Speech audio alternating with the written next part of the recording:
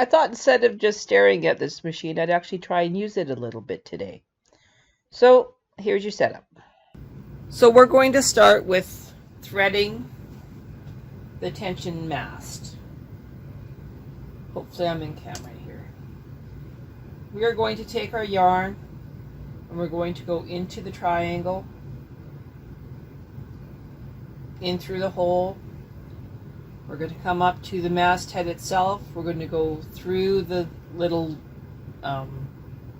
pin, come all the way up to this first loop, onto the antenna, into the second one, and down. I'm going to show this from another angle in a repeat.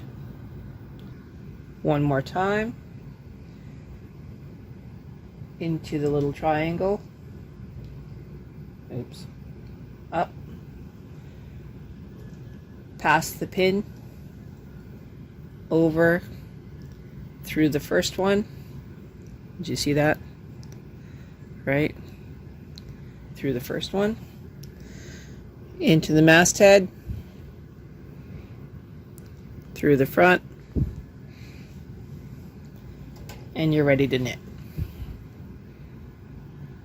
I'm going to go through the weave cast on.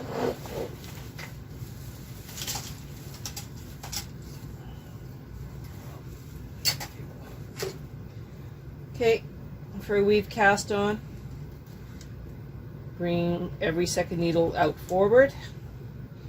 Those are in, what is this? These are in B, these are in D. Weaving knobs down, tuck in 0, grab your yarn, open the door. This is the first yard you're using, so it goes into number 1, close the door, place the yarn over top, everything's in behind, no special settings anywhere on the machine, nothing is turned on. You're just knitting across and it does the magic of knitting. You will now do around 5 rows and your wonderful knitting will be complete. I'm going to use a cast on comb at this point. I'm going to pull this sideways and I'm going to put a cast on comb on here into each of the holes. Hold it down. I'm going to go tension 6.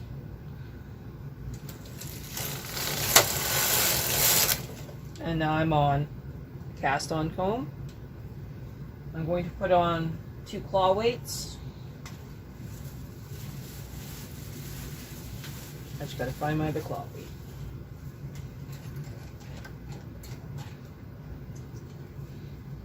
Okay, putting on 2 claw weights. I have it at 35 and 35, which is basically your tension swatch. So, going across, take off weaving,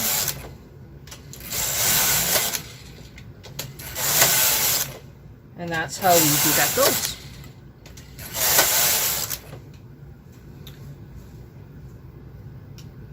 It's a very easy cast on. It is not a secure cast on. Your work will unravel without any issues, without any pressure on it. I hope that makes sense. How do you run a mylar? A mylar is run very easily. You line up on this row right here. Turn on your machine. Oh, it says inspect, and it says that it should go down. I turn off my inspect button. This time it goes down. Yay! It doesn't always. I have a very, very naughty machine. As I said in my previous video, I have it set for 24 because this is your basic 24 stitch punch card. I want my pattern to start at 0. So I'm setting it for 0. I am going to go one step further, and I am going to set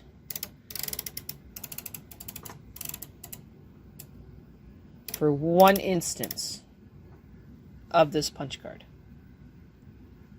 I am also changing one of the settings here. I'm going to, right now I have this not set correctly for tuck.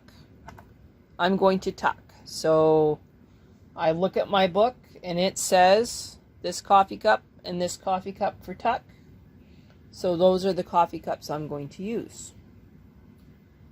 I have turned off my inspect button because I really don't care. And I am set up for only 1 instance of the punch card.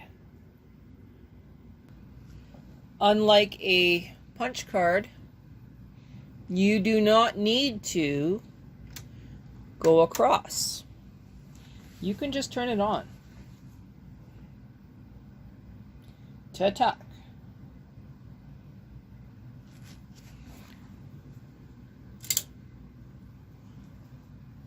And now you can knit across. So I'm going to move my camera out of the way so that you can see what I'm doing. Here we go.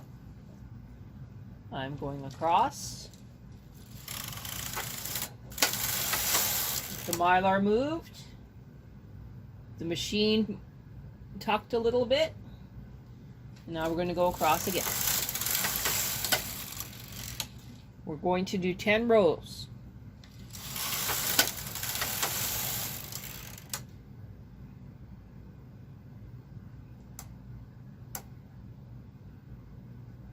I'm just going to reset my row counter here.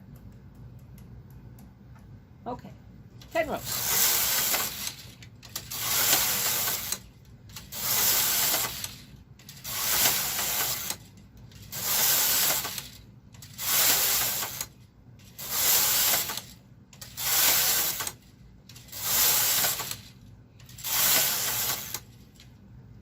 As you can see, there is only 1 instance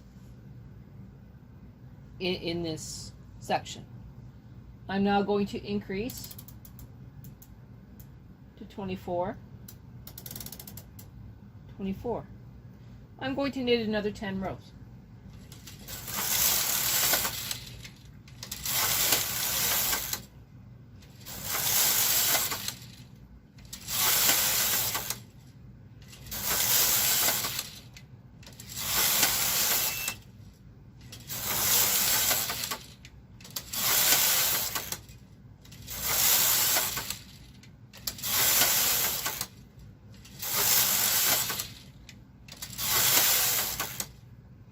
As you can see, it increased the amount of tucking. I'm going to increase it again, this time to 33. And now I'm going to keep knitting.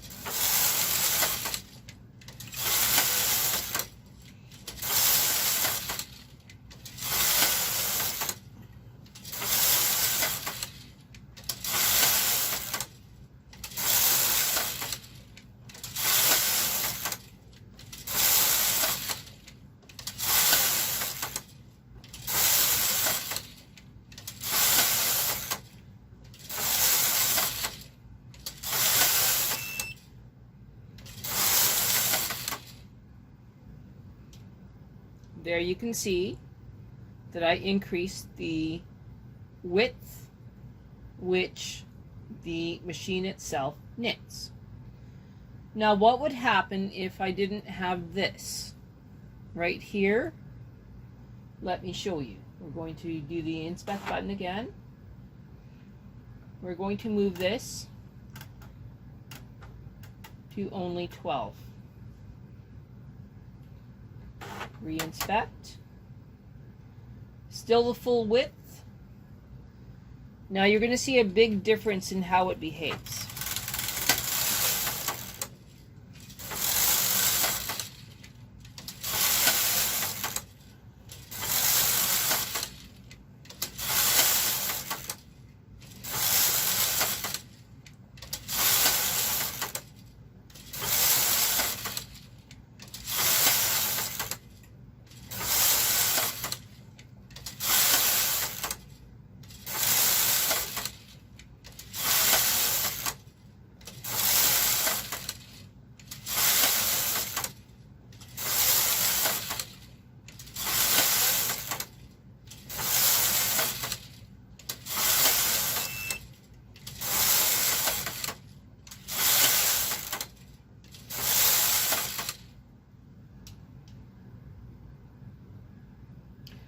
Okay, maybe that wasn't a good idea.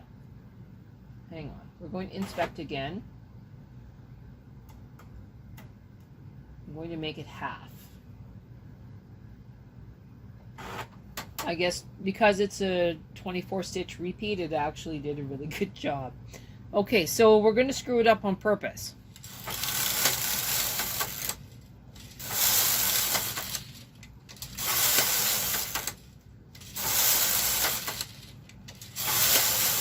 You see what's happening?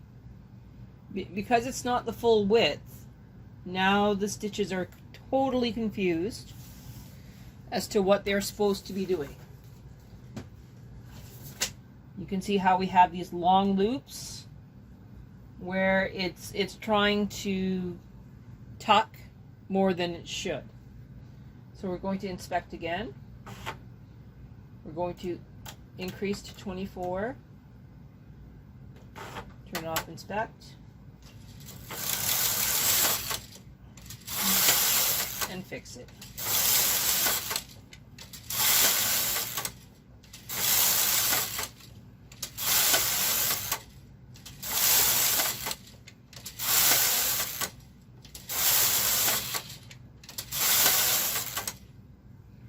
Now you can see that it is back to being a full width pattern.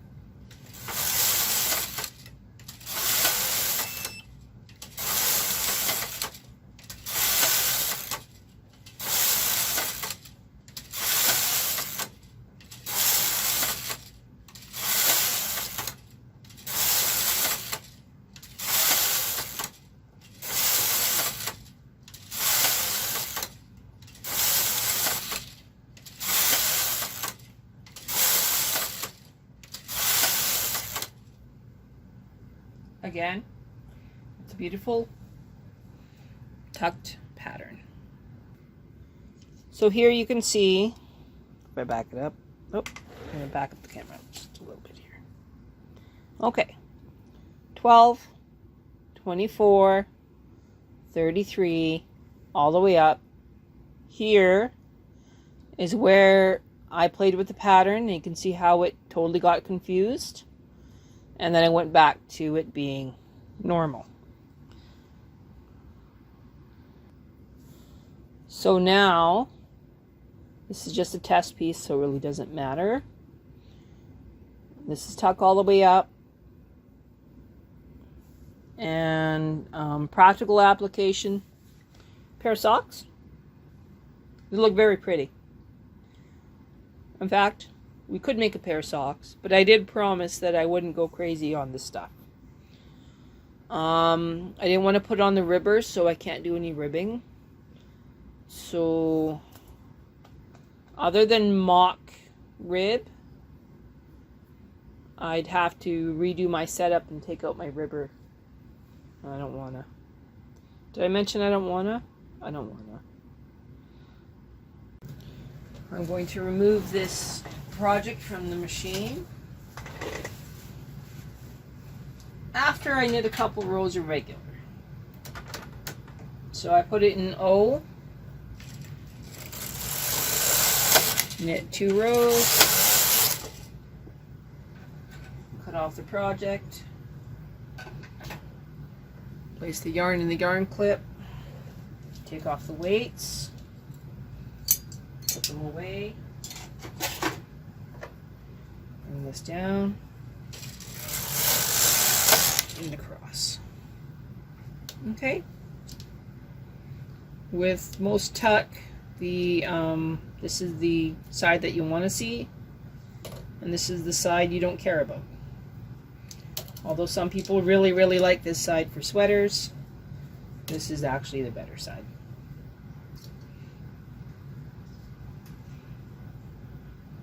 That was incredibly fun. So let's do a hat and a sock. Come back to the next video and we'll start with the sock. See you soon.